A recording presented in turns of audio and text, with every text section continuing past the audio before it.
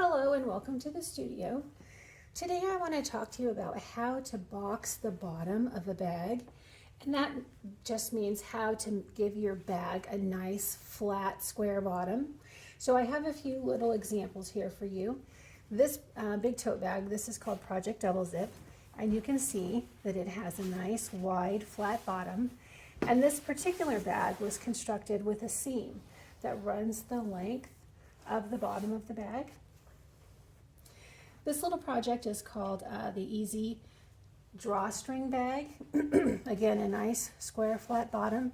This one was constructed without a seam on the bottom. Now, if you're making a drawstring bag from my pattern, there are two options there. Some of them are made with a seam and some are without. This one just happens to be without. This is the I'm All Ears drawstring bag. Again, nice square flat bottom, no seam on this bag either. And then this is the Zip It pouch. This one obviously isn't square, but the technique will still work just fine. And again, this one was made without a seam on the bottom. So let me show you how those are done. Okay, so here is the procedure for notching the bottom to make that bag flat. Okay, we're going to start with the bag with the seam along the bottom. So if your bag has a seam along the bottom, on the inside, what your bag will look like is a bag with two side seams and a bottom seam. So that's pretty straightforward. Your pattern, you'll need to reference your pattern and it'll tell you how large of a notch to cut out. Today in this example, I'm just going to use 1.5 inches.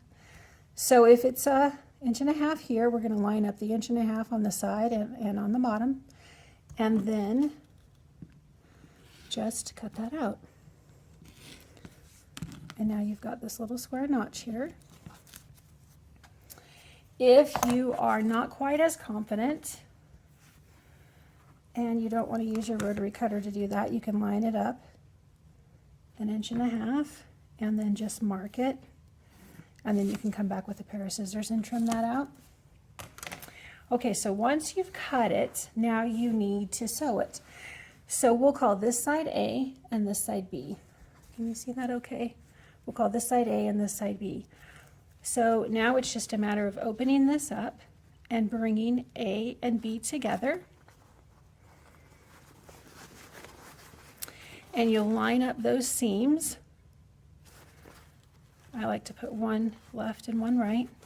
And once you have them lined up together, just stick a little pin in it.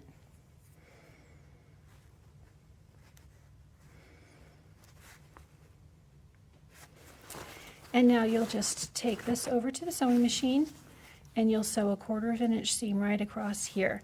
You'll want to back stitch at the beginning and the end of that stitch.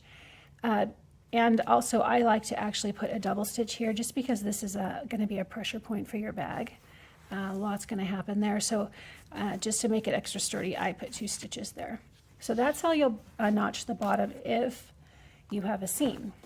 If you don't have a seam, the inside of your bag will look like a bag with 2 side seams and a fold.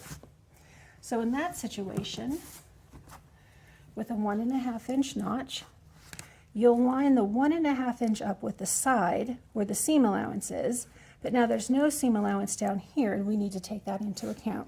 So instead of 1.5 down here, it's going to be 1 1/4. So that's minus our seam allowance. So 1.5 on the side with the seam, 1 1/4 on the side with the fold.